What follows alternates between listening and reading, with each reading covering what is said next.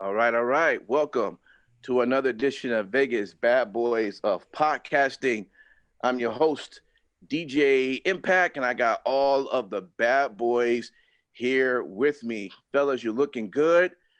And is that because you just enjoyed one of the greatest pay-per-views ever? Horror Night Extreme Rules. Or like my son calls it, whore night. Because Horror night. he can't say horror. So he just says whore. I said, don't say it like that. It's horror. Yeah. It was the horror show, Yeah. literally. It wasn't that bad, but it wasn't. It was pretty stinky. I actually liked a lot of parts about it. So I can't say it's even close remotely to stinky, but I will say it was something to behold, and the creativity that went into certain things. I'm starting to see they hired some decent writers. I'm sure Matt Michaels is going to reflect on what I just said, saying, well, why wouldn't you? Because Paul Heyman left and things have gotten better and it's only been week 2. See, I said it. So see, there you go. Well, well, I mean, let's dig in. I mean, overall, let's just start from the from how it ended. Okay, so you had the swamp match. So I'm just curious, do we have a new champion now, or we just don't know? It's just up in the air. No idea. Yeah. I'm curious. Anyone know what's going on there? All right. First of all, who cares? Wow. My goodness. No, seriously. I mean, Does it really fucking matter? Are you not a fan of Bray Wyatt or? No, I'm a fan of what they fucking did. I thought it was I awesome. thought it was fucking brilliant, and they just merged 2 guys into 1 character. They actually did. And they made it Never. Who's as- fucking done that before? AEW? Don't think so. Although they're gonna fucking try with Matt Hardy next week. You know, he's Yeah, gonna they fucking mind actually melt are. yeah, he's gonna mind melt with fucking Private Party probably. That just sounds dirty. Oh, I'm sorry, Steve didn't like it, although he did like Matt Hardy fucking levitating and just showing up in fucking row by row. Whatever. Dude. I haven't even weighed in on the main event. Oh, you sat there rolling your fucking eyes like it was a piece of fucking turd. Wow. Wow, dude, you're on one tonight. I guess. He's ready. My gosh. Someone is fucking testy. What you chewing on, bro? What you chewing on? King Lucky, you might want to hold on your thoughts then. You know? Yeah. I thought I know that's not your type of match. Well, I will say this. I called The Fiend making an appearance, which you guys can roll your I eyes. called it. fucking Nah. Can you I put it? Can you fucking hold called on? it. Stop. Can you put the hat on anytime that you claim shit from now on? Just put the hat on. There you go. Claim all you want, and I want you to have a Texan draw. I called the goddamn match just exactly the way I thought it was, with The Fiend coming in. Okay. Oh, no, you got to do that from now on. You got to do that from now on. So Yeah. bottom line though, you like the outcome of what you saw. It was okay. Okay. Steve, what's your take, man? What you thought of that? So main event, honestly, you know, they definitely got creative. And one thing that I say every week is you have to applaud creativity. So, you know, the twists and turns of the storyline, you know, having Alexa Bliss show up, I guess, as Sister That was Abigail. good. That was really interesting, man. Oh, You know, by the way, a good friend of ours, Raven, said horrible match. So he just waited. well, it wasn't a match. Mm. It wasn't a match. They should call it ring It stories. was it was a vignette, and Yeah. and you know the thing is, there's nothing wrong with that, as long as that's the expectation that they set. And I think that, you know, what we've seen since they started doing the cinematic matches is that they're going to follow a particular formula. So now that the standard has been set, the standard is the standard. So. Yeah. But so it seemed like Matt Michaels and Simon Street, you guys enjoy the entire presentation, the cinematic version that they put out, and just the overall storylines of how they branded 2 characters into one. So you guys enjoy pretty much how that came together. 100%, 100%. Okay. I am a huge horror fan. Yeah. And seeing the way it was laid out makes me wonder who they collabed with, because it was just a little too good. You know, Wow. Okay. it was the small details, the way the way the whole package was very, very, very entertaining. The ending part especially was great.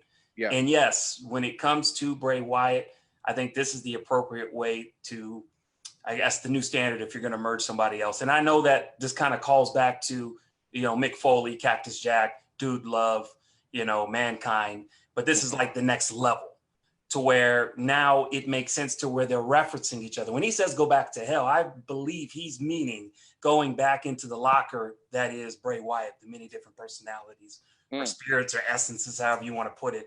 And if that's the direction they were going, that's going to be amazing moving forward. Okay. All right. It lends itself. The Fiend lends itself that you'll be able to have Bray come out, or Braun come out as the Fiend now. Mm-hmm. No, could be. That would be good. Yeah. Which kind of goes with their thing that says "Let me in," which is cool. But the bottom line that we still don't know who's champion. Who cares? Okay. So it was not about that. It was all about the branding of the characters, pretty much. I think we'll be okay whatever the result. I think most people will be okay whatever the result is. No, most people are going to be fucking upset as shit. But that's what I'm thinking. Yeah, but they're upset for like 48, 72 hours, and then they fucking get over it, because then it's AEW or NXT that fucks up, and it's just the way it goes. They'll be fine. Okay. Well, look, let's jump over the WWE Championship match with Drew and Dolph. What do you guys think about that? I'm a Drew fan. I know Matt's, not a fan at all. I think he shows why he's great. I'm happy he retained. What's your guys' thought on that match?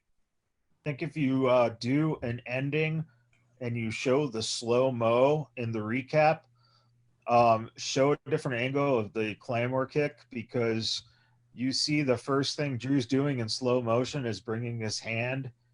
Yeah, you see it clearly slapping. Yeah. It was clearly way before the kick. Yeah. Yeah, overall, I thought they had a very good match. I mean, we expected probably for Drew to retain, but overall, I thought it was a solid match. It was one of the high spots on the card in terms of, a good wrestling match. Okay. A good wrestling match? Yeah. Thank you, Steve. It wasn't a match. Well, half of it was a match. Yeah. Because that was under the rules that Drew could do was wrestling match. Mm-hmm. Dolph could just do whatever. Yeah. I disagree just a little bit. I'm not saying it was a wrestling match per se of what we would call good matches like a Thatcher match or like, AJ Styles and Daniel Bryan type of thing. All I'm merely saying is that it was a match. Technically, just the stipulation is that Dolph Ziggler could basically have Extreme Rules. That's still technically a match. I'm just being honest. And I thought it was brilliant how they did. I mean, Dolph was handling it to Drew. I mean, I knew Drew was going to win, but I was kind of like, man, I don't know now. But it was again, great way to be creative. There's so much that goes into what we love, and WWE fell on a lucky horseshoe apparently and said, hey, let's highlight on a fucked up match like stipulation, you know what I mean? To where it equalizes a Dolph Ziggler versus a much bigger, champion. So I thought it was great. I'd like to see, not all the time shit like that, but I'd like to see that down the road be used again. Yeah, but they were able to do the exact same match in 1995. I like how you take off the glass. Man, we gotta get you some theme music, bro. Between one Heartbreak Kid, Shawn Michaels, and one Diesel, including a spot which Vachon's actual leg was taken off and used as a weapon. That was done as a match. Both guys had the Extreme Rules. Mm-hmm. You had the example of a small guy versus a giant. They were able to do it then. Mhm. Apparently, they're not able to do it now. Got you. All right, look. Let's jump over to our next match. Asuka and Sasha Banks. Mm-mm-mm. That was a good match. I was happy with that. Great match. Bay is the match. champion. It Bay is was. the champion. Yeah, the only thing I didn't like was all the schmozzing at the end. The finish. Yeah, the finish was. The finish was a little bit contrived, to say the least. Contrived? Yeah. Contrived to the truth. When have He's you the ever champion. seen a wrestler who is not the fucking referee put on a ref shirt, count to 3, and then that's it? They won in their minds. Okay, but I will say this. Why didn't another referee come out? That's A. And Because and B, the coronavirus. so they all, When all else fails. I guess that rap didn't come out yet. Must have. and B, He's Asuka still getting swabbed up the nose right now. and B, Asuka didn't even jump at all during the 3 count. I mean, she just laid there as if she was truly out.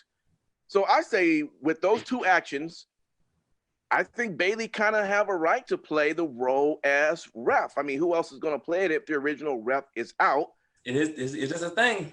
Come on, and The then loophole. And Asuka's not moving. What are you, 5 years old? Not 5 years old. No, I will defend Impact when I say you. this. It is a loophole because it has not been exploited and it has not been disproven. And because WWE has had the history of changing rules on the fucking fly off of the same loopholes.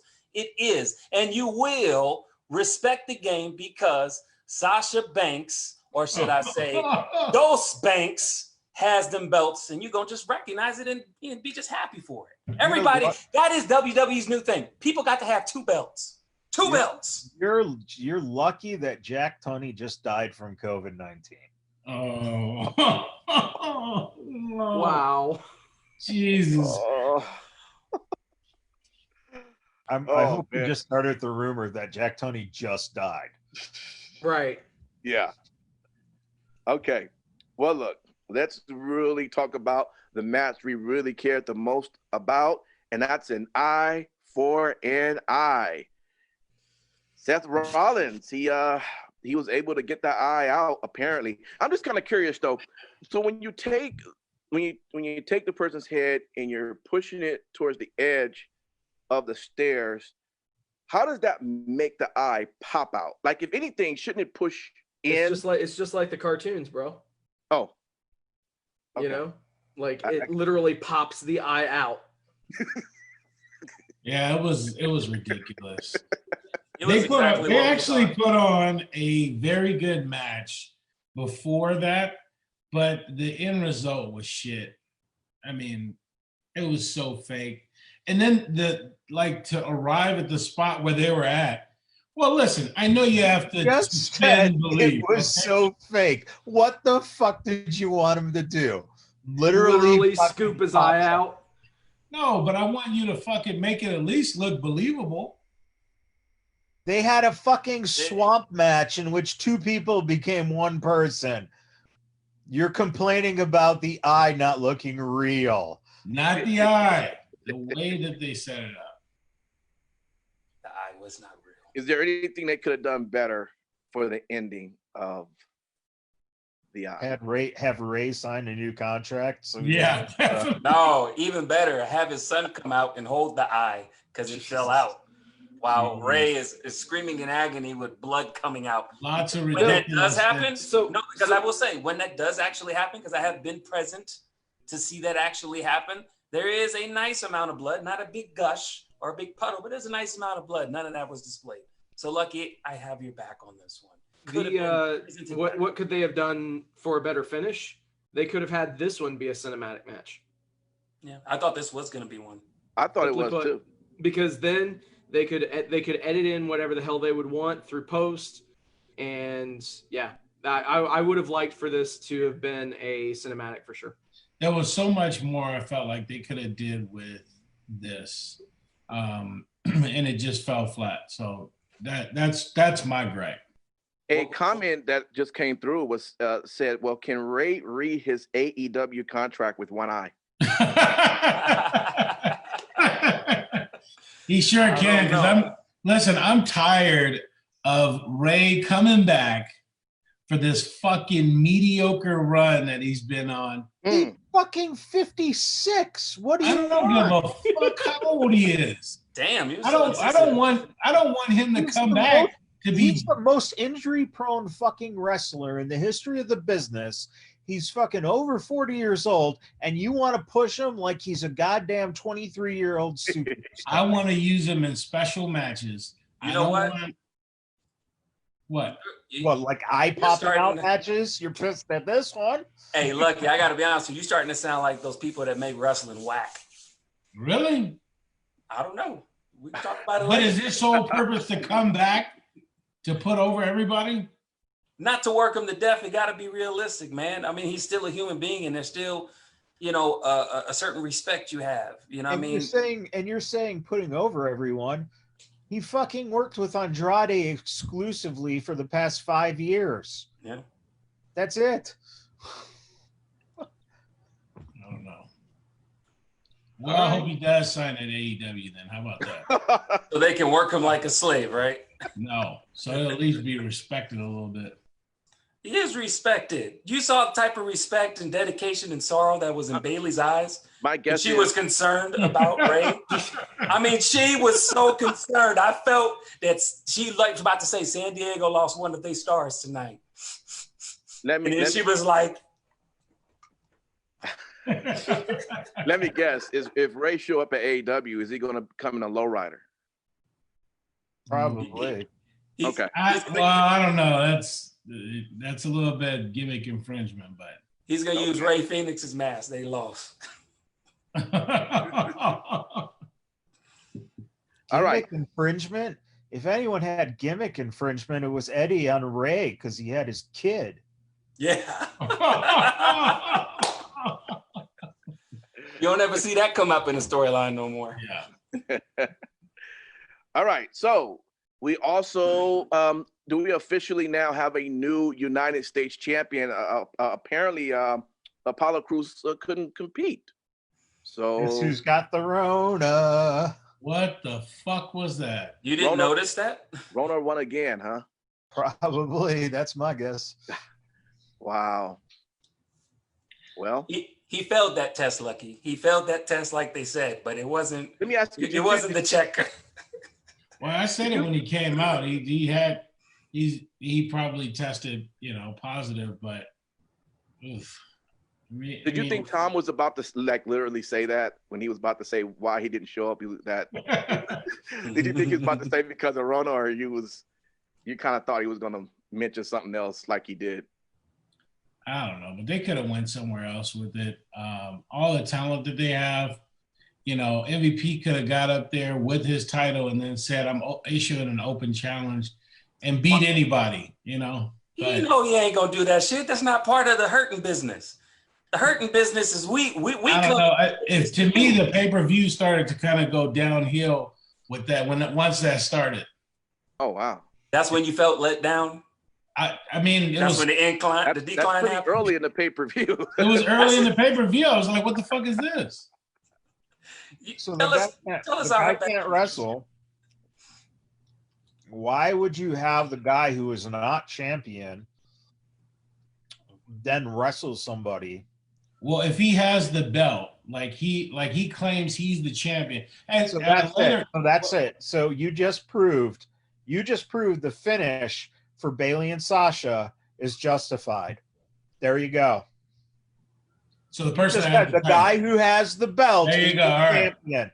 So you just justified Sasha and Bayley putting over Sasha's belt win. That's it. Another loophole. There's a lot of loopholes that happen in this pay-per-view. I wanted Sasha to win. She did win. Sure, if you wanted this or wanted that, you're saying MVP has the title, so therefore he's champion. You're not even going to what happens tomorrow at Raw. Let's tune in and find out. No, He's the champion. He should have issued an open challenge. He's a champion. She's a champion. Get over it. I'm so glad you don't have the money to start your own company. Yeah, they'd be doing well. He wanted to start his own company. Markville. Who's to say I may not? Still might be. SMW, Smartville Wrestling. SMW. There you go. All right, let me ask y'all this. How about good old Bailey retains the SmackDown Women's Championship? What's your take on that? Awesome. Good match. Great heel match. Great heel finish. She's white hot. Love her.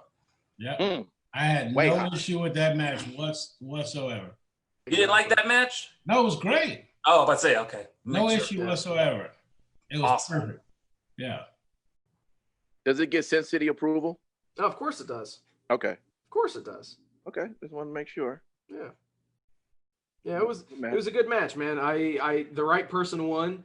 And the story that they told was pretty concise. I mean, zero issues. You know, I will say, but before the replay, I actually didn't see the boss knuckles, given to her to punch her in the stomach. So yeah, notice how they couldn't call them brass knuckles. No, they called them the things that say boss on them. Yeah. Why was that? Because they couldn't say brass knuckles. Is this really a rule that can't say brass knuckles? Yeah. PG product, man. That's bullshit. These kids be cursing on fucking Stranger Things and shit, and My Little Ponies and bullshit. Fuck that. You can say brass knuckles. Update your shit. Wow. Oh man. Lucky this ain't the 80s. I grew up watching, Weekend at Bernie's and seeing some things I probably shouldn't have seen at that age, but hello. Yeah. Well, the start of the show, Shinsuke Nakamura and Cesaro. Wow. Thank you. Yeah, you like that? Can you say that Cesaro again? Can you say that again? No, I'm serious. I'm serious. Say it again. No, I'm not going to say his name. Say his name. But we did have against the New Day. Hey, the right teams won, right? Yes. I agree in this case. Yeah. They needed a win. They were building something really strong, and the payoff, was well deserved. So I thought the right decision was made there. The right piece of business. New Day doesn't necessarily need the titles. And furthermore, I think this is a good opportunity. We discussed a little bit that now you could take and break Big E off and finally get his singles run going. Exactly. Which he deserves this for many years, but now's the time. Yeah, he can have just as successful run as WWE champion as Kofi did. I think that steam will go a little bit further, but a lot of it is contingent on how they want to create his run. If they do it on some weak sauce that doesn't acclimate to his strengths and why we like Big E, I don't know. It's going to be difficult because you got to realize Big E's been presented, yes, before New Day, but it's been a while since we've seen Big E single competitor, not a New Day star. Are they going to present him in his title run like they did Kofi and have it to where he's still technically part of the New Day? Because I feel like that might be different. What's up? They're not splitting up the New Day. I don't think they're going to split up, and I'm just saying, like if they decide to do opposite of that, is what I'm saying. That would be weird to see, and I think it would affect things of it being a good run if he were to capture that goal. I feel like they have to do it to where New Day stays together forever. It's like Stand By Me for wrestling, like do thick and thin. Stand by me. What was that? Yeah, it got to be like us. People are not tuning in to watch you sing, bro. Oh. But they should never break up the bond, kind of like with us. We got a bond. No matter what crazy shit goes on, we still going to be bad boys for life. Not a bad marriage for life, but bad boys for life. So what you're saying is we're in an entanglement. No, we're not in an entanglement no more, okay? All right? We are past entanglement. Well, look, I mean, that's pretty much the show. There was a kickoff show with Kevin Owens and Murphy. I actually did not see that. Did you all see that? Neither did Kevin Owens. True. Wow. Almost didn't make that match. Oh, man. Okay. Overall, though, how would you rate the show? Was it extremely good, extremely bad, or extremely okay? Can we do a scale? Like a scale to 1 to 10? All right, shoot. 10 being the best. Kick it off. All right. 10 being the best. I will say 10 being the best, 1 being the worst. I would give this one an 8 based off of its creativity. And I'm going to give it high based on its creativity that they put into it and with what they had. I'm seeing improvements from pay-per-view to pay-per-view, and I enjoyed this one, even if I'm in an island by myself.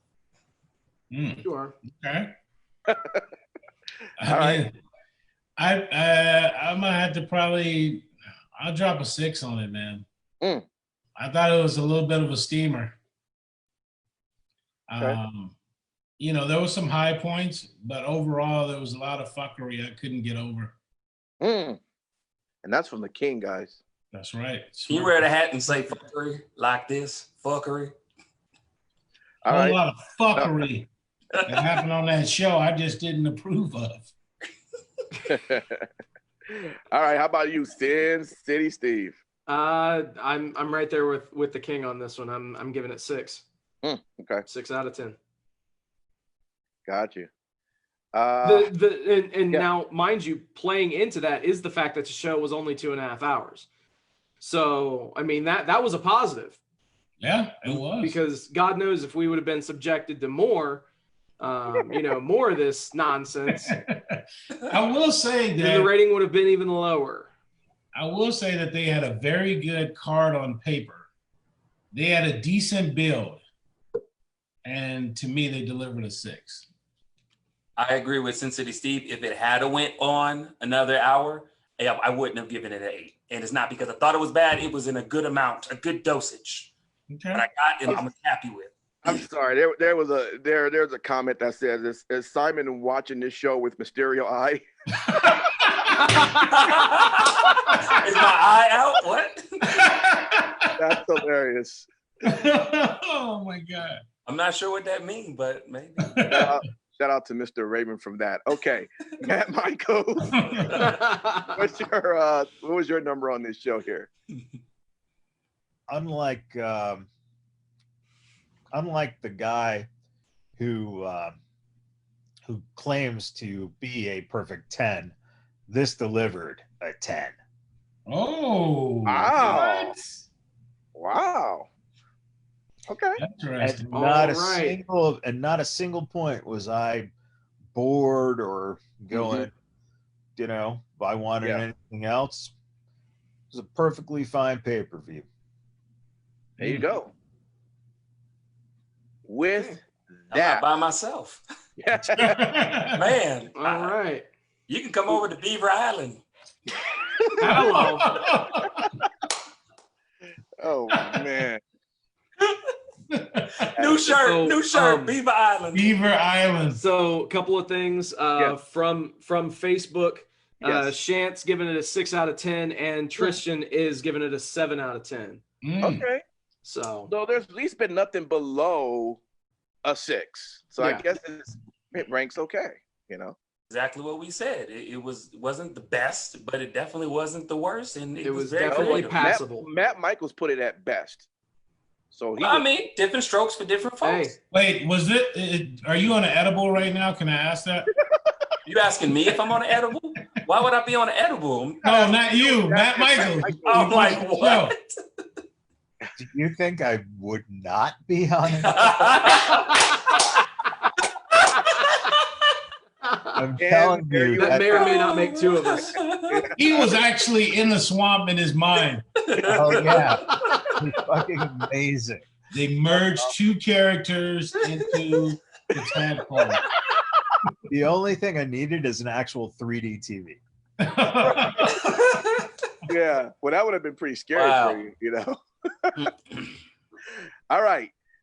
Guess what time it is? Slammiversary. Slammiversary. Boom. Hey. Awesome. Oh, Great show, baby. right? Great show, right? Yeah. Mm-hmm. Awesome. I liked Slammiversary more than I did Extreme Rules. Even though it had a lot of schmozzing, it was a good show. Okay. Our number 1 women's contender, Kylie Ray. Yeah. You guys Happy with excited that. about that? Is it time for her Super to happy. finally get her push? Yeah, well Yep. deserved. Yeah, Okay. she's good. I mean, there's no reason why she shouldn't be at the top of that division. And she'd make a better champ. That's just my opinion. I feel like her being a champ, I think, would go a longer distance in making the rest of the playing field more competitive. Well, she gotta worry about the women's champ first, bro. True, but I'm just saying that's one person of the rest of the division that to really define themselves. They changed some things around. New pieces are getting added in, so I feel like they're reforming their women's division. What did you guys think of? There were 2 entrances for Tyra Valkyrie and Rosemary. I thought that was awesome. I thought it was cool. I thought it was cool. You didn't like it, King Lucky? I didn't like it. I would have preferred. I mean, one would have been cool, but I would have preferred to see a well-deserving woman that was part of Impact Wrestling, wrestled on a couple of tapings, like Lacey Ryan. Get in the mix there, call her up. Come on, baby. Come on. No, but overall, I'm talking about the 2. I'm talking about the 2 entrances that happened, because how about one of them wasn't really that person? No. Huh? No bueno. Mute it yourself. That was very justifiable. No bueno. Okay. But overall, I enjoyed the match, and I enjoyed the result. We did get a surprise. We got many surprises during the night, but the first one that just kind of popped up was Heath, right? Heath showed up. He's a free agent. What do you guys think about? Yeah, what do you guys think about him? I told you last week, I'm always been a fan of Heath, and I think he'll do well there. But I'm curious, what do you guys? Apparently, he got kicked out of the building. I thought he was going to make his way back in at some point, and that was kind of a letdown. But other than that, I was happy about him coming out. The audio was shit during his promo, so it really didn't get over the way that it could have. But overall, I was excited to see him there. You mean the fans in attendance didn't go nuts? No, guy. No, there was a little bit of a sound audio problem. Yeah, and it wasn't with the announce table. I mean, their feed was coming through crystal clear. Everything was, but yeah, it was the mics they were using. I'm apparent. I don't know. This should be something Impact talks about. So let me ask you: is this is Heath actually signed with Impact? I hope he isn't. So he go to ROH. Conversation, right? You were away before when we were talking about this. That's his gimmick. He's a free agent, man. Right. So, is there a possibility he may show up on AEW this week? Ooh, that would be awesome if he does. I would love it if he did. With a free agent shirt.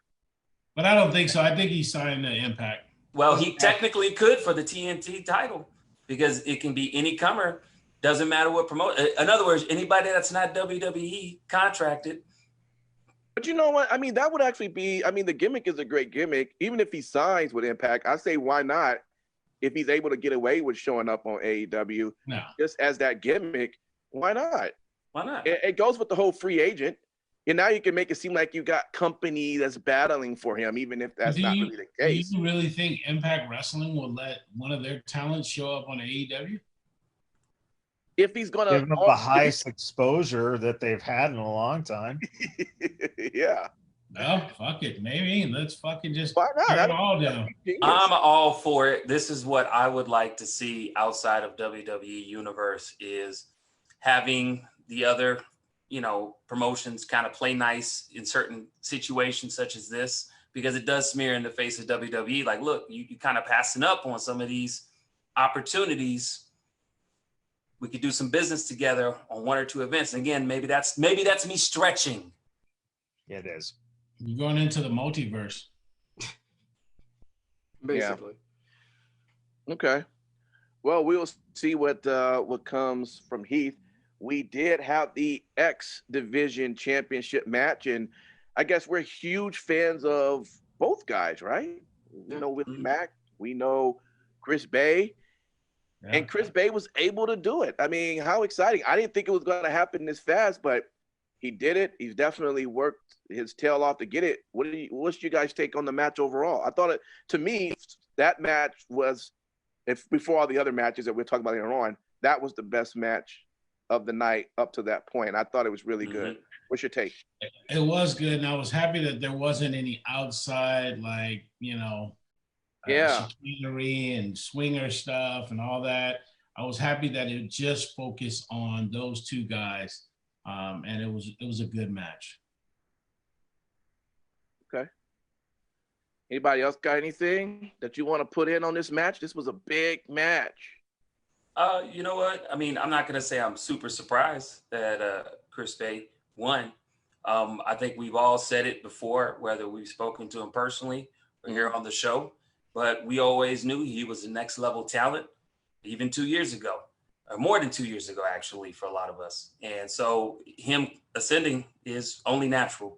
You know, we love Willie Mack, and he was a great champion, but, Bay was the better man. And I'm interested to see what they do moving forward with him. Who's next? All right. I love how you still think it's real. like, oh, we love what Willie Mack does, but Bay did it. It's like, dude, yeah. Hey man, I'm just trying to provide a little bit for the people who bite it.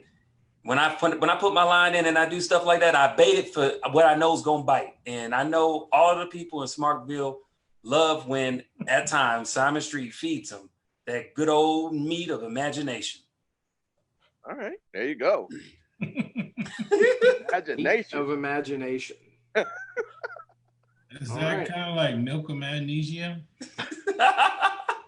I don't know, man. Those your people. I don't know what their digestive tract is. Well, you should be happy, Sin City, because I'm happy about this. And still our TNA champion, Moose. Yes, I was excited. He's still holding on to that most distinguished title. Upgraded. Got upgraded. Right. Look real nice. But that was a good match, right? I mean, what you can get out of. I mean, at this point, the things that Dreamer's going to do are, I mean, he's pretty limited in full execution. The dude can tell one hell of a story. The dude can do one hell of a weapons match. So they used him to his fullest strength. As far as execution, you couldn't ask for, that much of a better Tommy Dreamer match at this stage of the game. And Moose just keeps the train rolling, and we'll see what happens from now. So do you guys think now that we have an Impact champion that that's going to be the end of this? I think they should just continue it. Just continue it, not discontinue, but continue. Well, I think it should be, but I think it should be title versus title. Maybe a winner takes all, and Moose goes over. The hell? It's another piece of meat of imagination. Pass it on. Thank you. Oh boy. Title versus title with the imaginary title, and Moose goes over.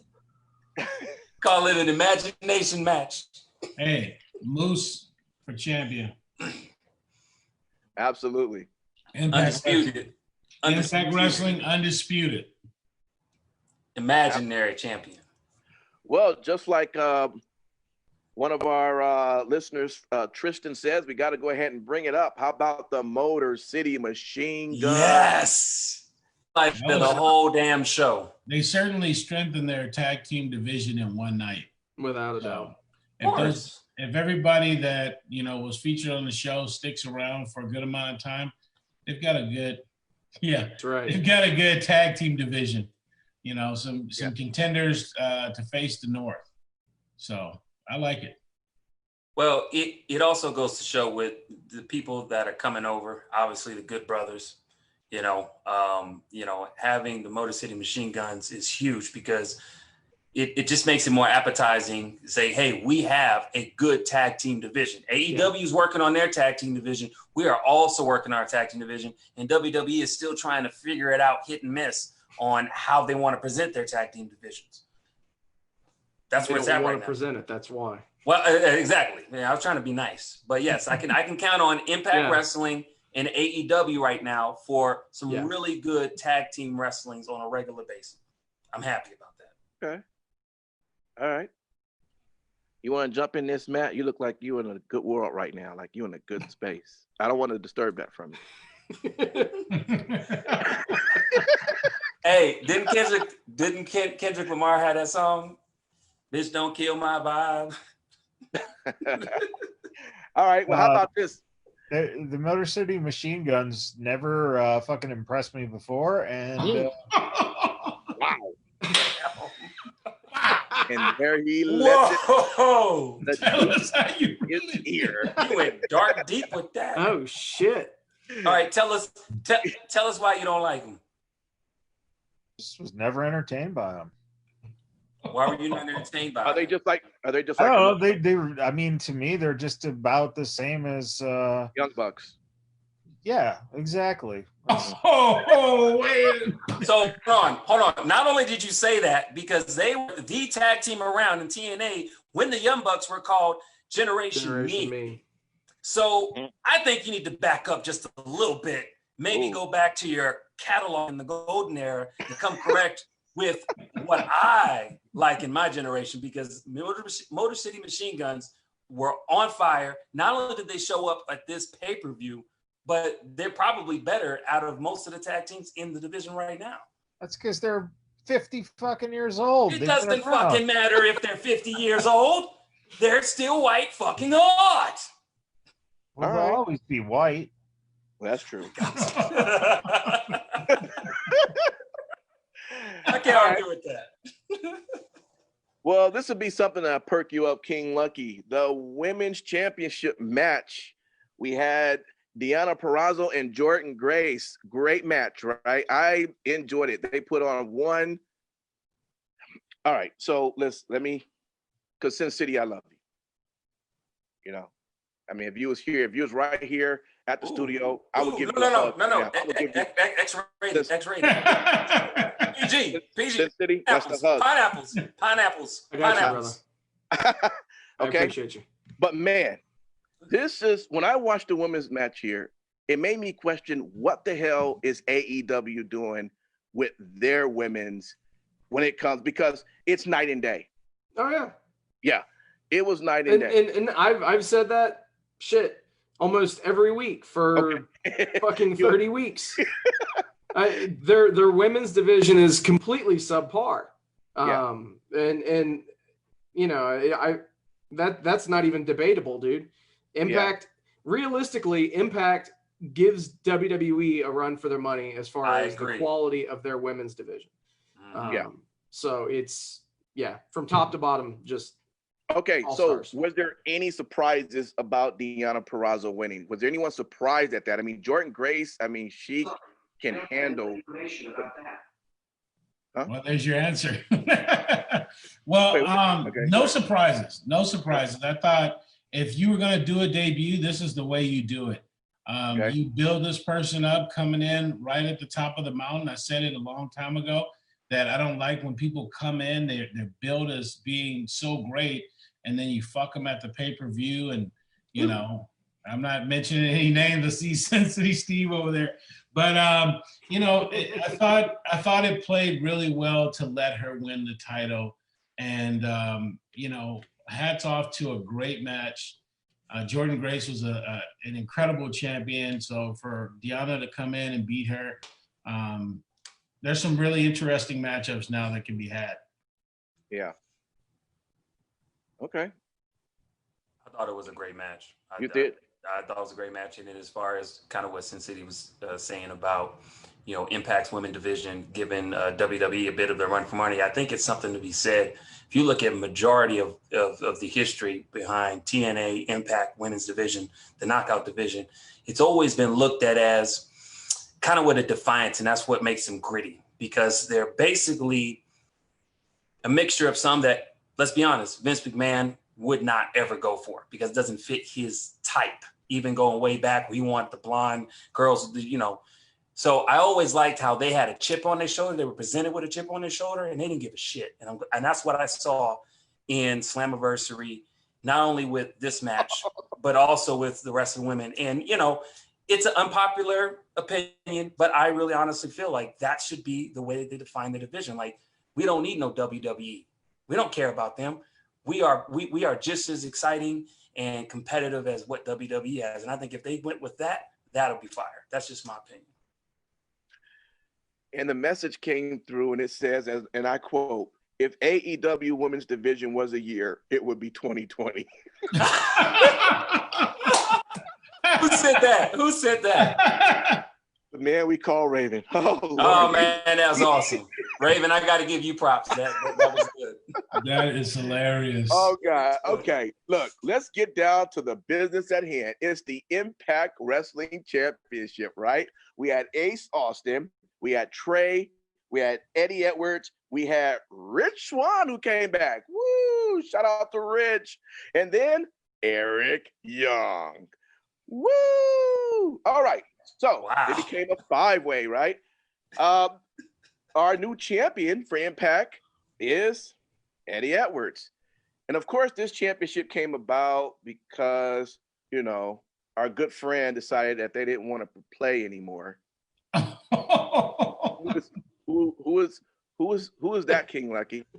Who didn't want to Blanchard. Yeah, that's right. Didn't want to show up at all. So they just said, you know what? Fine. You know, by the way, yeah. King Lucky, I just saw on July 14th, you said you have a feeling Heath shows up at Extreme Rules. I did. Thank you. Also on July 14th. Oh, here we go. One guy said, the more I see Deanna, the more overrated I think she is. King Lucky, agreed. Then she got Punks out tonight, which didn't help. So yeah. Can you tell us more about your praise for Deanna Praza and how fucking big and huge she is?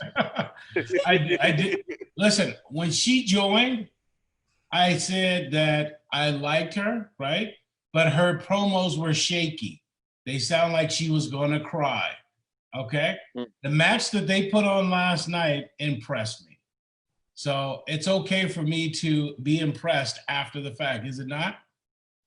No, because all you do is say, I knew that she was going to be huge. Anyway, on with the show. Well, okay.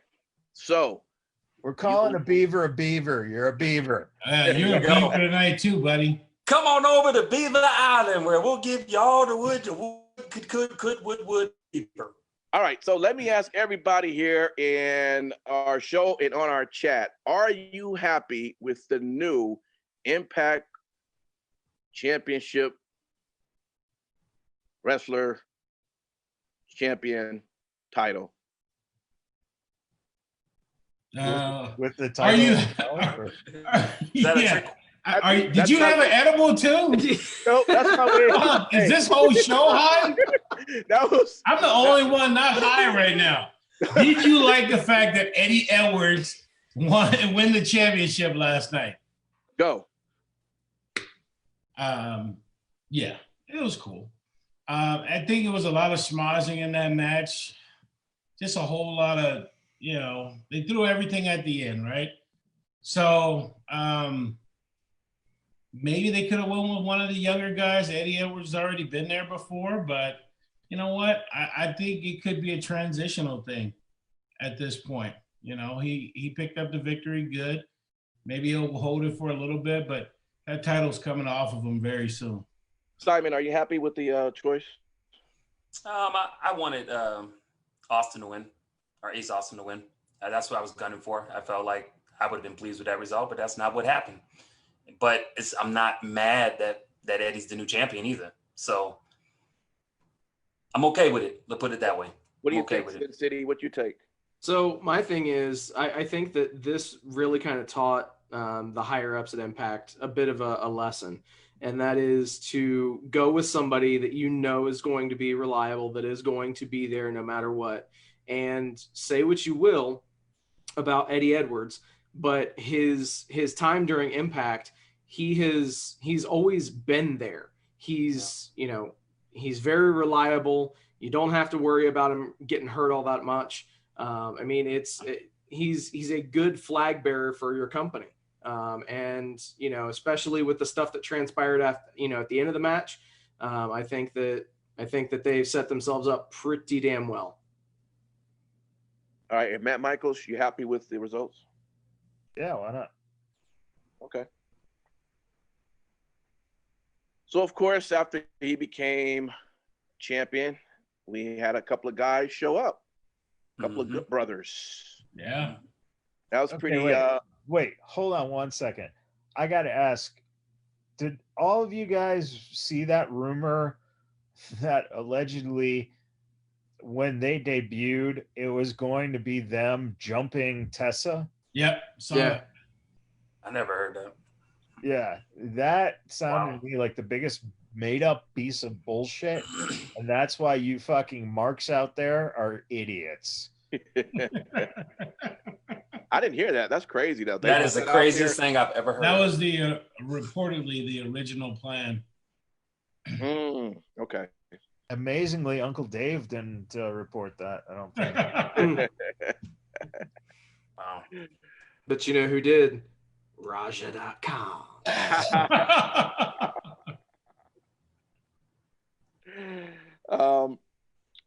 Okay. Are we happy with their decision? Or would you rather seen them elsewhere? I'm happy where they are. I think they're good right here. Okay. I mean, it like we said last week, I think it also allows them to, do other shows at New Japan. I think it's great. It's the best scenario for them. Yeah, I mean, it wasn't a surprise. No. Yeah. We all knew. Well, and they shared it before they even went out. Yeah. So. Yeah. And before they finally went off air, there was a visual of EC3. Looked different, Yeah. Yeah, he looked grown. He looked grown and greedy. Exactly. But I think this is going to be pretty good. I'm wondering what he's going to go with it. What is he going to do with it? Because let's be real. If you compare this EC3, or not even this EC3, but EC3 before WWE, way stronger, way built stronger, and then you went to WWE and you can even get off the bench. And so now that you're back in here, I'm wondering to see what he does. Is he, I don't know. Well, they're going to push him through the moon. I mean, this is your champion. Right. This is your guy. He loved being the guy. He'll be the guy. Yeah. So this thing will, and then I'd like to see a feud with him and Moose, a little bit down the road, because I think, because the TNA, he needs the TNA title. But yeah, I'm excited that he's there. He after he left WWE, he started creating some really good vignettes and stuff like that, keeping the interest going. So I'm excited to see what he's going to do now that he's back in Impact Wrestling. We'll see what he does off the gas.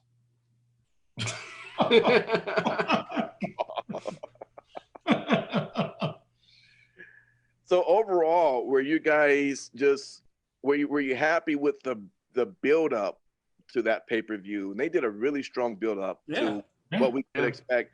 And as far as you're concerned, they delivered? Yeah. They did. 8 out of 10. 8, yeah, right. I'll give it an 8. You give it an 8? Okay. Yep. All right. Well, I give it a 9 out of 10. There you go. Ooh. Oh, okay. Well, the reason why I give it a 9 out of 10 is I do feel that they had a stronger show without all the bells and whistles. They kept me entertained. I liked the flow of the show. I felt like they placed every match in such a strategic manner that I did not have a problem with the pacing, which I'm a big stickler on that. And that right there for any promotion will give you a higher mark. And that's why I give it 9 out of 10. Is it time for them to bring, at least talent maybe to the ring, or what do you mean some talent? fans like on the side of the ring, ringside? You mean like AEW does, and they try to make it seem like Well, they're like families of the AEW cameraman? and WWE does. I'm just asking. Will it not make the show feel so cold? Can they afford it? Can they afford the testing? Can they afford, Well, all that's very that? true. Well, and I'm just saying, does anybody want to afford that? I mean, Well, if I'd be completely AEW is honest. cool To with that. me, it doesn't really affect their show. Not to me. I still enjoy it without people, So look, with AEW, you have chants. With WWE, you got beating on the Banks. acrylics, and with Impact, you got, pretty much silence when it comes to the outside. But they all work, is what I'm saying. I don't have a problem with either one of them. I don't think they should start risking folks. That's definitely if they don't have the all the tools they need to make sure everyone is healthy coming in. So, but I'm sure as king of Smartville, you would just let them all in. Everybody, come on in. Come on. Not everybody. We don't require COVID testing. Come as you are. You ain't allowed to wear a mask, neither. Hey, don't wear no mask. Hey, don't you. need nothing. Take that mask off. What'd you guys sing? There you go. We're riding real dirty. All right, look. All right, so there you go. Slammiversary, great show. Let's talk a little bit of Monday Night Raw and SmackDown. We'll just talk about some of the surprises we saw because most of the show was leading up to tonight's pay-per-view. I guess we can start from Raw. How about the return of Bianca Belair? Yep, loved it. Keep her on there, but I've heard that they're not. I hear like she's just a placeholder until what's her name? What's the one that cries all the time when she loses friends to Ruby Riott? What's her name again? Oh. Liv? I forgot her name. Morgan? Yeah, that one. I forgot her name because she hasn't been relevant. And that's what I heard. Strong rumor mill. Yeah, strong rumor mill. I even listening to what the smart people feel. But I hope that's not true. I want to see Bianca Belair, especially with the other surprise that happened on Raw. We need more of that in the women's division on Raw. We need to make it stacked. Those were definitely the highlights from Monday Night Raw. Shayna Baszler coming back. Yeah. Looked amazing. She's a total ass kicker, and I can't wait to see what they do with her, now that she's back. Probably have her lose to one of the Sasha. Yeah. Of course. Same thing they do. Let me ask you, Matt Michaels, and you better not yell at me because you're supposed to be really low key right now and just enjoying the mellow. All right. But Randy Orton, he had said, look, he considers Flair family, and it would be a shame for Flair to jeopardize that, And as Flair started to walk to the ring, interestingly, Randy starts walking right behind and staring at him as they go through commercial. What is Randy thinking about doing? I mean, fucking him. I mean, what do you think the voices in his head are saying?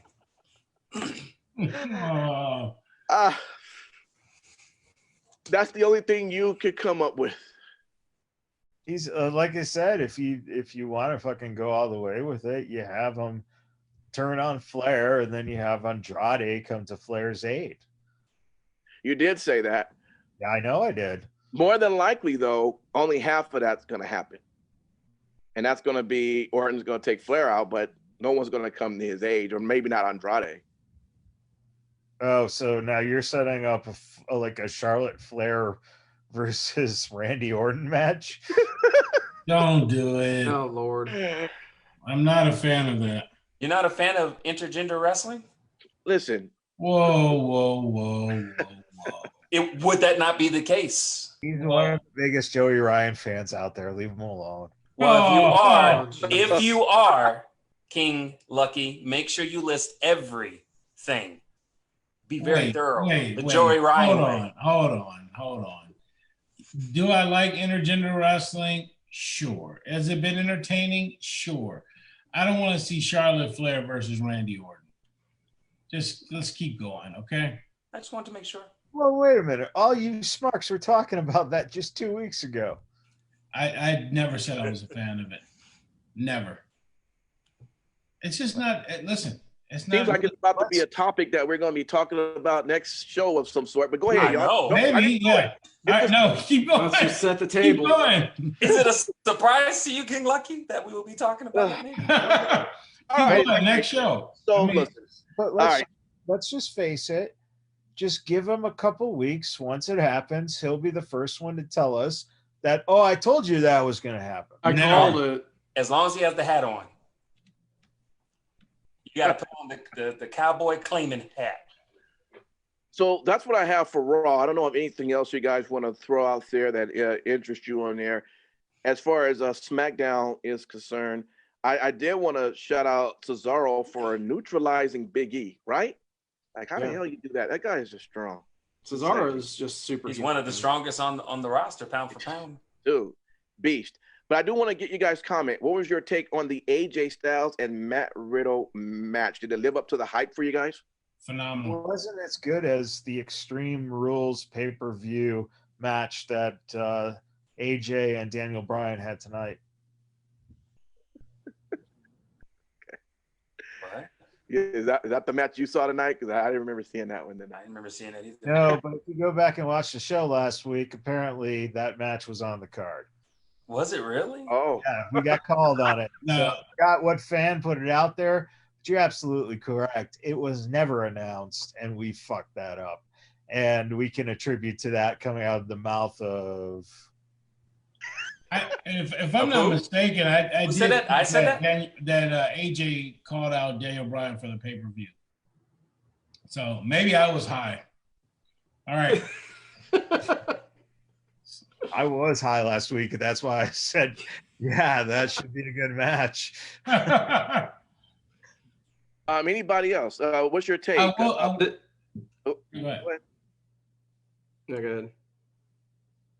ahead. I was just saying, does anybody want to talk So about yeah, that? no, Riddle? I was just gonna say that as far as Riddle and Styles, I mean, it was a good match. It was definitely a TV quality main event match, and I think that it's going to do nothing but help Matt Riddle to be in the ring with people the likes of AJ Styles, Daniel Bryan, even Drew Gulak. And that's going to do nothing but bring him along and make him even better than what he already is. Baron Corbin. Yeah, Baron Corbin. I will say that and with regards to SmackDown, I do like the promos that they had to start the show, which was kind of like the hook. It drew you in. I think they went a little bit long, and they probably could have got away with maybe 2 of them or 3 of them, but to have like 5 or 6 just didn't make any sense. But I did like that to start the show. So I wonder if that's a new wrinkle they're going to start doing with WWE shows. All right. Anything else, fellas? Raw, SmackDown that stood out? About it? I thought, I thought Braun Strowman's promo was god awful. Don't get that. It can't be any worse than the under par Randy Orton when he did his promo on Monday Night Raw. He fumbled his words like 4 or 5 times. I remember one time he did. Because it was really obvious. But I'm not saying he didn't do it with others. I caught the one. Yeah. But you can't be perfect all the time, right? It's true.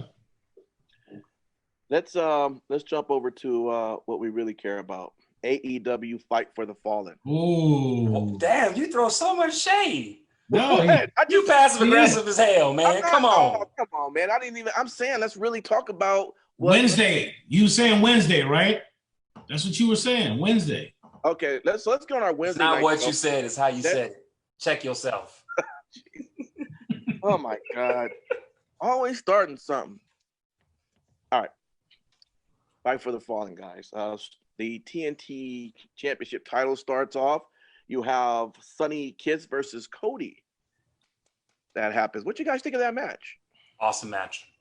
Yeah. Awesome match. Yes, before Michael says it, I wasn't a fan of the match. initially. I wanted Scorpio Sky in that placement, but upon watching the match, But you were I thought excited it of was a Sonny's great entrance. match. I thought it was a great match. What did you think of Sonny's moves in the ring? They were good. I didn't mean it like that. I mean, literally, what did you think of him in the ring? Like against Cody? It was a good match. Okay. I guess since you won't answer it, I think he rose to the occasion. Yes. It was a great match. He worked a great match with Cody. That's what I'm saying. Like, because I always wanted to get like your opinion on that, because there's a lot of people that know of Sonny Kiss, but maybe have not had an opportunity to see him in the ring, because AEW really didn't display him oftentimes enough for you to get that handle. And so this really was an opportunity for him to showcase not only himself as Sonny Kiss, obviously, but his ring ability, and that he can handle a high caliber match, even though it's not the pinnacle, which is the AEW championship. But TNT, he was going toe to toe with Cody. I was impressed. I thought Sonny looked like $1 million delivered. Now only if they get rid of fucking JR. JR cannot stop calling him her, and it's fucking embarrassing at this point. Yeah. I didn't even notice that. And the crazy thing is it's more, I feel like it's more on the side of just sheer ignorance. You know, I don't think his intent is to be hurtful. I think he's no, not at all. Probably grew up seeing like, okay, if he's very flamboyant, then by golly, it's not even that. It's just he's at the point where he's watching it, and he's saying her because he has feminine stylistic to his, person. He is an openly gay man, and he's very flamboyant on how he, has his self out there and as part of his character. So what he sees, he says her, and he finally catches himself after saying it about 2 times. Yeah. By that 3rd time, he goes, he'll say him. It's not ignorance. It's not him trying to hurt anything. It's just that it's one of those things where he's an old man now. Yeah. Well, we have to remind JR on AEW when there's a picture-in-picture commercial break, because he'll say it and there's no picture, or it'll be picture. He's at the point where he just says that every commercial break every is picture commercial in picture. I mean, and where to get his barbecue sauce. He's bound to be right some of the time, Just they should give him a headset and it just not plugged into anything. It'd be fine. What's wrong? Oh my God! It's bad on so many levels, Michaels.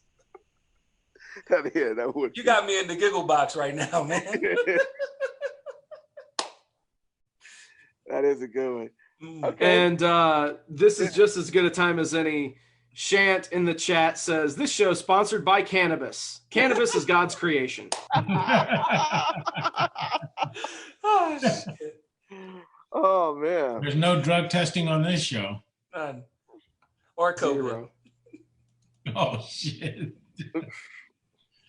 I put in my notes for FTR that they get their truck back, but they couldn't start the truck. Yeah, that shit was hilarious. That shit was hilarious. They should make that part of the next Wednesday. Like, we think we would take the actual key and put it on there for you to grab it. Listen, the fact that first the truck got stolen, and then you'd think that they would beat the shit out of, the guys when they stole it. They let them borrow. But then they pulled up the exact next week with the truck too. I'm like, dude, FTR is supposed to be the baddest motherfuckers in the land, and they just got punked out. So it was good to see, them get their truck back. But yeah, they were having some issues. You just literally say the words. It was good to see them get their truck back. Yeah, like every good country song. Because it's that real. It's that real. But no, it's like that's what wrestling has come to. We're like, oh, it's nice to see them get their truck back. Well, listen, the spot that they had in the ring with Omega and the Bucks was a quality spot. That was cool. They poured the beer on Omega's head, And if you look at it, Omega is starting to kind of turn a little bit. Yeah, Mm-hmm. starting to turn a little bit. So I think you might get to see the cleaner, baby. Well, I think we're going to see. We're definitely going to see it sooner than later, because if you look at later on when you had the cowboy drinking, who shows up right next to him drinking, it's no surprise. I think we're going to see a turn within those two as tag team champion. You're going to see a disintegration, and out comes the cleaner. Yeah, and I'm excited for that. Yeah, without a doubt. It's kind of like everybody in the elite is kind of going their different directions now. Mm-hmm. I feel like that's the thing, which is good. It definitely needs to happen. With the whole FTR and Lucha Bros match, I was really kind of, I don't want to say apprehensive, but I was unsure of the actual execution of the match and just how the two teams were going to have any kind of chemistry. Because if you look at it, FTR, no flips, just fists. And if you look at the Lucha Bros, they're no fists, just flips. Mm-hmm. So, I mean, they found a happy medium, and they both teams delivered, and it was a really, really good match that honestly exceeded my expectations. I give the match 3 Z's. Wow. That doesn't surprise me. You gave it that NyQuil icon. Wait a minute, 3 Z's? I thought it was a good match. The Lucha Bros it's the same with the Young Bucks. Same fucking match. It's not very golden era-ish type of tag teams. I get it. Yeah, sorry, FTR is probably your cup of tea. Yeah, sorry, it's not fucking Hostlemania and shit. There you go. But that's what I thought AEW was supposed to be, real competitive wrestling. But apparently it's just, gymnastics.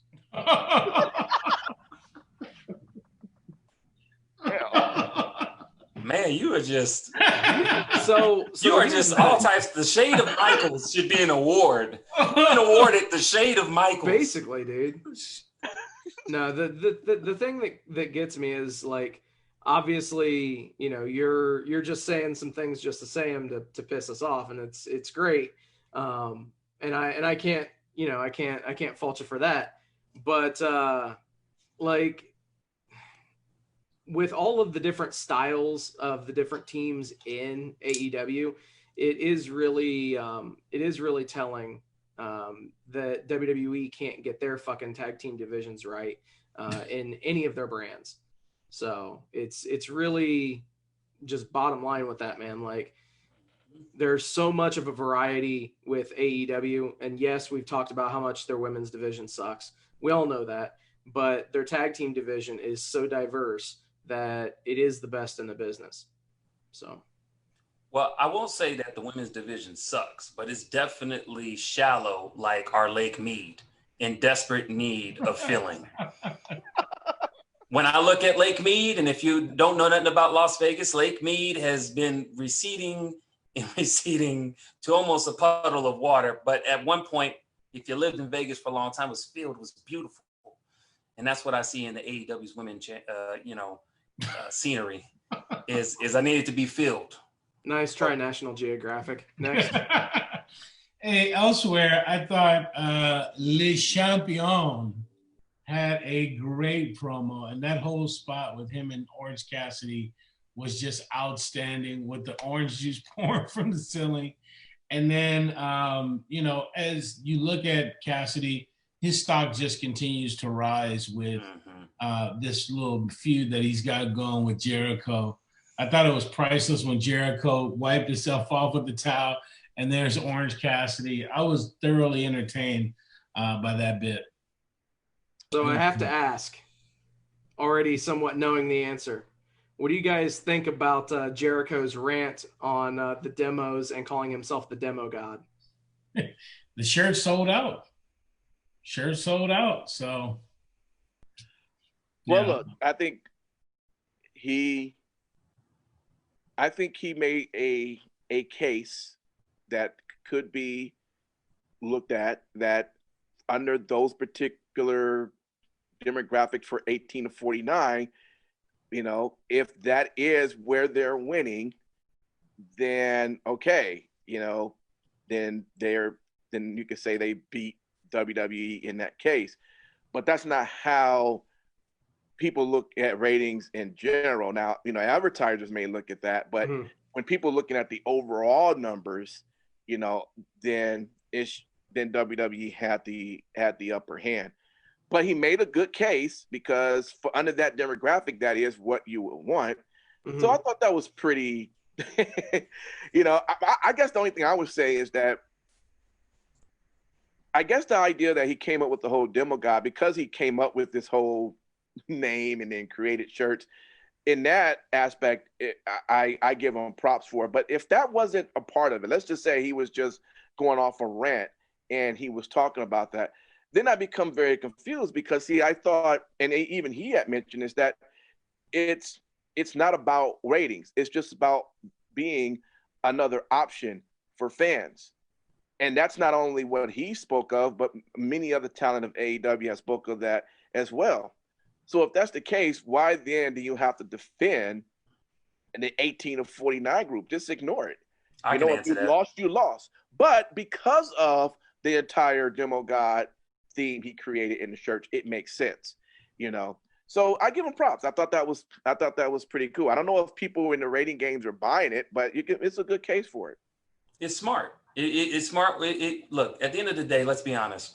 They can say what they want, and I think it's great that AEW does say we're not here to compete. We're here to be present and be another option.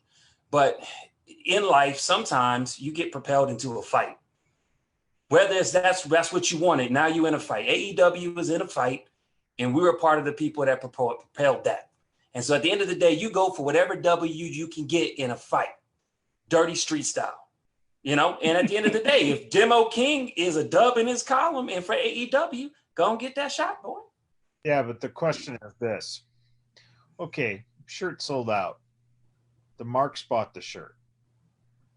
Is that shirt going to sell at Hot Topic? No. Of course. So it's not even a win. It's a move just geared to make the AEW fans drool a little bit more all over themselves. Basically what you're saying is you want me and Steve to go half on half and get you a shirt. I just want to know when is it arriving, Steve? Basically. Yeah, it ain't in my case because I ain't get a chance to get one, but I know Steve will have one. So I just have to say this. So this is from the Wrestling Observer newsletter, and just tying into the ratings discussion and the demographics discussion. NXT had a total of 6,000 18 to 49 male viewers on Wednesday, down 80+% week over week. Just to give you a heads up, how AEW finished, they did 70,000 18 to 34 male viewers. So, and you know what?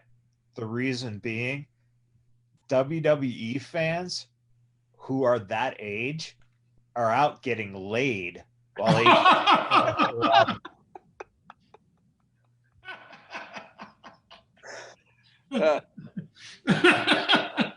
thought he was going to go in the direction like they got jobs, that's actually a pretty good point. That's what I was doing, Matt Michaels. Thanks. Risking the Rona. No, I'm good. Hey, Sister Steve, all you got to do, man, is go to the testing site. They got the results right there. Hop in the car. They clean right off the bat. I'm joking, but I'm saying. They'll swab you. We cannot forget the AEW World Title match. And with that, you had Brian Cage versus Jon Moxley.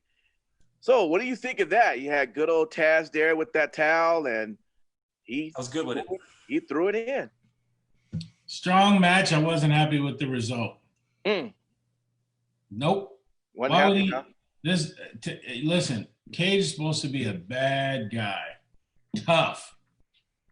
And then, he's not even in the submission for, however long, and he throws in the towel. So, well, because he had an injury there, and it was talked about before the match. So it went with that. Could they have made it more believable maybe for you? Yeah, I'm pretty sure they could. Yeah. Yeah. I mean, overall, I enjoyed the match. And I thought overall AEW had the better show on Wednesday, but I didn't agree with the ending to that match. For him to have the fuck the world title and all that stuff, he looked super strong coming in all the way through. Yeah. And, it doesn't really take a whole lot off of his shine. But Well, no, because he didn't throw in the towel. yeah, I know. So why are you complaining? And I just thought the ending was shit. What would you have done? I would have had him beat Moxley and then get DQ'd. I would have had him. Okay. Anyway, same people talk. No, Whatever. Hey, I'm going to stand behind what I said initially. You should have had Brian Cage go over and win the world championship. They should have, but you knew you weren't going to. I knew it wasn't going to happen. Once the FTW title showed up, we knew what was going to happen. Yeah. So what are you going to do? You don't have him go over. No, what I was saying is have him beat Mox, have him beat up Mox, not necessarily beat Mox, but have him beat up Mox and get DQ'd, look strong going out. But you don't know what they're going for between the relationship with Taz and him. Yeah, just added a story element. Yep, they added a layer. In How is Cage gonna feel about his boy, his mentor? But he seemed to be okay with it, and I was looking for. Well, I mean, there's actually been a tweet out already that he's not happy with what Taz did, and might have to let him, go. Which is a cool storyline. My only problem with that is, then who will be Cage mouthpiece? Because he apparently needs one. So he at this point needs to maybe just forgive Taz and keep moving. But the idea of getting rid of him or beefing with him or whatever, I don't see how it will work for his benefit. Taz should be his guy. His wife might come in. I'd be down with that, but I mean, you built this relationship so well. You gave him the title, the whole nine. I don't have any reason for them to have dissension, and then to break this partnership up that they got going right now. Wait, so you say that you're afraid they're going to do WWE booking on AEW? Aha. I actually did read somewhere that, and I don't know what they were stating, but they said that it does seem like there's a problem that when Taz is on the mic, it seemed like that he is getting over himself way more than Brian. Yeah. And, that's Isn't that the same with MVP and Bobby Lashley? Yeah. But I think here's the deal. When you have MVP and Bobby Lashley, or even when you have Paul Heyman and Brock, even when their spokesman is talking right next to him, at least they're side by side. With Taz, to me, Taz is always in front. Yes. Okay, Cage is in the back. Okay, and he is the one that's up close in front. So maybe if they were at least side by side, it would look a little bit better. But it does seem like it put Taz more just on the way he stand in that. And I don't know. That's just my opinion. Well, what if there is more to that arrangement than what people know? I mean, I know it's a freaking huge, long ass, schmarky stretch, but what if there's more to him being something bigger? Maybe Taz has his own faction in the future. I don't know. Because you make a valid point. Him standing in front like that can convey that. And what were you going to say, Michael? Face facts, though. Truth of the matter is Taz is right there in front of the camera because he is a very, very, very short man. That's it. He's only in front because he's tiny compared to Cage. Yeah. That makes sense. Yeah, well. What do you do then? You slip the apple box. Perception is everything. So if you're going to put him in front, it's still, I guess you're damned either way then. He's either going to be too short or he's going to look more over than the guy you're actually trying to put over. So what do you do? Well, it's not that he looks more over. Yeah. He's getting himself over because he cuts a fucking great promo. And everyone went, oh, that's right. Taz is good. Yeah. But they must have forgotten. They could do with like reversing places. Yes. So I mean, if you have Cage in the foreground, just standing there being a silent killer, flexing and just doing his thing, and you have Taz kind of in the background, off at an angle. I think that would actually work better than what they've got going right now. So I mean, I would love for them to change the blocking on this. That's it. Let's face it, the real thing that they should do is have Taz take over the Dark Order.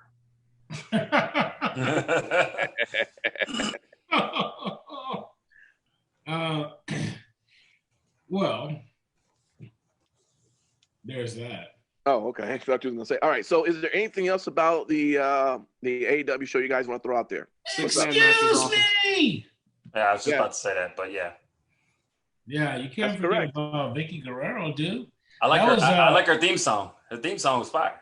Yeah. But let me ask you this, and I'm excited that she's going to be able to help Nyla Rose, because I think with her promo sometimes they go off the rails and then she's just spitting and it's all out of control, right? I think it is going to help her, and for however long they do it, she'll be able to be her voice. But and I mentioned this before, is now AEW overutilizing managers? Well, I think that's just the nature of the time. WWE is no different. I think given the COVID time era right now, I think managers are greatly utilized. WWE is no different? Yeah, WWE is doing a lot of different manager sets than what they normally would do, I feel. On what show? On what show? On Raw, you have, MVP and Bobby Lashley. They tried to do something with Lana and Natty. I don't know where the hell that's not happening. Whether it's not happening, I'm just saying. And then you have on NXT, you have the one little bald-headed black dude and the two dudes that are. Oh, yeah. What's his name? I mean, then you have Zelina Vega. Spread out over a few shows, though, right? Well, that's what I'm just saying. I'm saying WWE spread out a few shows. I mean, like we have Zelina Vega and her crew. I'm saying right now is a good time to kind of display manager. That's all. It's just my opinion. I actually like managers, storylines when it's done correctly. Yeah. By the way, Malcolm Bivens. So you were thinking, I think. Sorry, Malcolm. I'm not familiar with you like that. I should friend of the show. Hopefully he's not offended now. Yeah, I mean, I like what they do with some of this stuff, but I think they're overutilizing managers at this point. But I am happy that Vicky is there for Nyla, so we'll see where this goes. The only bad thing about it is you have a transsexual wrestler who you can almost say, well, why aren't they letting her talk? Yeah. I mean, do anyone feel that she can't hold her own? I don't. She's okay. I don't feel like she's horrible. Yeah, I don't think so either. I don't know. I mean, that might just be Lucky's opinion. That is just my opinion. Yeah. I just start looking at TNT and going, did they say we can't have the transsexual talk because she doesn't sound like a woman? That's what I'm wondering. I never thought about that, but I just wonder how to think about that, dude. The only reason I think about that is because I know that in terms of networks. Wow, TNT has controlled the feed. Wow. Apparently at Michael's feet. That's a first. TNT out of here. TNT was like, and yank his microphone. TNT was like, yeah. Talking shit about us. We hear what you're saying. Surprise, motherfucker. We own Zoom. Cut that bitch off. Wow. He looks lost. He looks lost in thought. Well, moving on to the next one. Wow. Okay. Come back to Earth, Matt Michaels. He ain't coming back. He ain't coming back. Don't go to the light. Don't go to the light. He went back to the golden era. He's coming back to the portal from the golden era. He's coming back. All right. Well, yeah, he was making a point. Apparently, it got censored. Yeah. Well, you know what? I'm Is sure he here though? Hey, Matt Michaels, if you're here, mute Oh, me. there he is. he's back. There he is. Welcome back. Maybe not. No, he is. Uh, Matt Michaels, if you're with us, mute me. Apparently, it's a new Madame Tussauds statue. Man, that is a serious look. No, he's Oh, not. there, just sound blink. Just winked. All right, welcome back. You want to finish your thought? No, we've been talking for like an hour and fucking half. Oh, okay. All right. There it is. Boom. Which is, well, I won't even go there. Can you talk about NXT? Let's go to WWE NXT. And this will be our last show for the week. So let's talk about it. What's your guys' thoughts on the show? We did have Damian Priest versus Cameron Grimes. Fun match. I liked it. Oh, come on. No, I enjoyed the match. You already know thought it how was I'm amazing. doing. Oh, it's Cameron Cameron Grimes. Can you put the hat on so that way, you can insult him with your version of your hat of great intelligence? Overall, though, I was a enjoyed good the match. I like to see what they're doing with that, and good job. Yeah, it was But a good match. hey, they did start the show though with Keith Lee coming out. Ooh, And go. like that? You didn't feel it? You didn't feel it? Let me just say this. Okay. Dominic has been gone for a while. Okay. Okay. Before he left, he looked really strong. There was rumors that he was going to the main roster. Okay. He came in to that ring with Keith Lee. He looked like average Joe. Okay. Not only that, but he lost the match. Then he got dumped on his head. Thanks for coming, buddy. See you later. Really? But did you watch the whole NXT show? Because I'm pretty sure he's now in a feud with Cross. Well, so yeah, Cross dumped him on his head. And you can't really even see where he me? dumped him. You can't even see where he dumped him. How did you see him fall on his head? Watch it back. And are you really thinking that he is going to beat Karrion Kross? We don't know. I'm not a smart like you. Who cares? Why all of a sudden now you're a big fan of his? What the fuck, dude? Oh, of Dominic Dijakovic? Here we go. I just thought I've always been a fan of his. Put the hat on. I hate Cameron Grimes and his entertainment, but Javakovic, yeah, I love him. Hey, everybody who's watching, hashtag put the hat on and claim it. I'm going to claim it, baby. Yeah, claim it with your hat. All right, that's all I got to say about NXT. Okay. This definitely was the least prolific, the worst of the Keith Lee Dominic Dijakovic matches. They have amazing chemistry. They do amazing things in the ring against one another. No matter the venue, whether it's PWG, whether it's other indies, whether it's NXT, wherever it is, they always bring it against one another. This was the first time that I was not all that impressed. It was a good match, but it wasn't great. There was something missing, and it's I don't know. I couldn't quite put my finger on it, but just wasn't really a huge fan. But does it have to be? Of course not, because yes, it was an NXT and a North American Championship match, and that actually kind of ties in. If you're going to have a championship match where your brand championship and your secondary championship are on the line, and you do not market it, you do not announce it, you do not talk about it in advance, then you're just shooting yourself in the foot and setting yourself up for failure. But I think also, too, I don't think it's meant for him to be holding on both of them belts much longer anyways. Mm-mm. So, I mean, yeah, obviously. So I think that's the reason why I felt like they pulled the trigger on that one. Just said, let's just throw it out there. What would be a good match that he could do a legitimate defense immediately after capturing both those titles? I think it went where they intended it to go. I don't think, your boy was supposed to, walk away new champions. There's no way. So. You don't need to build it up either. Yeah. Like that. I mean, why? That's the thing. Why do you have to build something like that up? Because it's the first defense. It's the first defense of your dual champion. And they did set it up at the beginning of the show. If you looked at the huge promo of the celebration of, bask in his glory, and they showed everybody saying Keith Lee, Keith Lee, Keith. So they built it up to where it was supposed to go. I don't see how that would be entertaining to do it week after week. I would give it 3 Z's, Michael, after week 3. If he does a title match every week, does it have to be both titles, or he could just choose the title? Again, why I would give it 3 Z's after week 3. You can't go much further than that. Yeah, we don't know.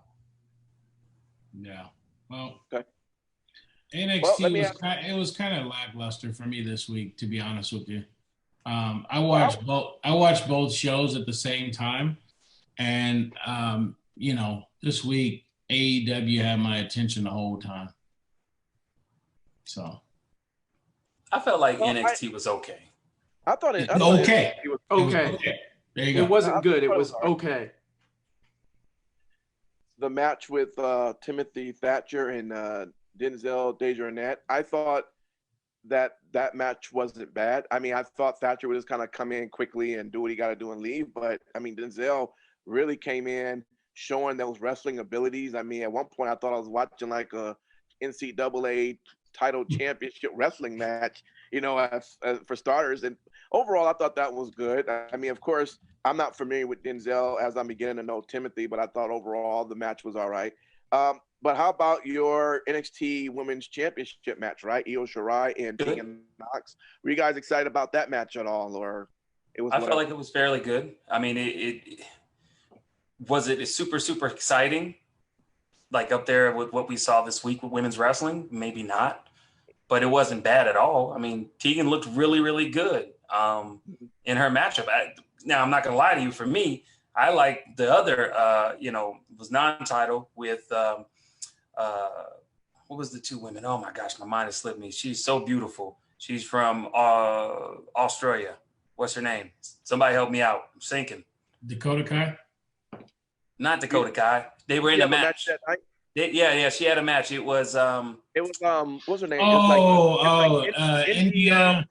India Hartwell. Yeah.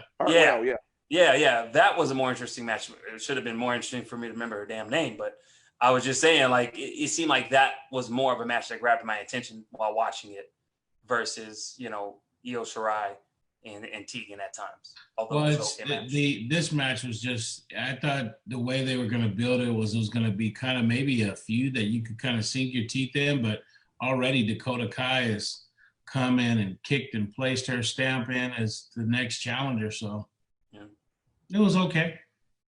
Yeah. I'm interested to see where that's going to go because I'm still not sold on evil Dakota Kai. I feel like there's something missing. And again, that's just for me. I just feel like she could do a little bit something extra. Well, she's got an enforcer, so yeah, that's going down. Shout out to Lori who says, "Tick tock." Without a doubt, it's coming. All right. What was that was crumpled up? Is it like a phone or some shit? What was that? Did I not catch something? I think that was the or was that the hourglass or something that he broke? I think that was the time glass or whatever they call it. That was okay. Broken. So I think that time's up pretty much. That was the same one that they much like this show, time's up, baby. Booyah. Facts. Put the fucking hat on. That? Put the hat on and claim it. Time's up. All right. At least everyone, we always want to thank you for listening. This is our wrestling talk. Remember, you can always join the conversation while we are live on Zoom on our Facebook page. And if we're not live on our Facebook page, you can always hashtag us at Vegas Bad Boys of Podcasting. That's with a Z. And you can always join the conversation that way as well. So again, thank you for listening to our wrestling talk. We'll be back next week because there's always more wrestling that's going to be taking place. Until then, peace. And don't forget, if you are watching the live stream, we'll be back in 10 minutes to do 3 count.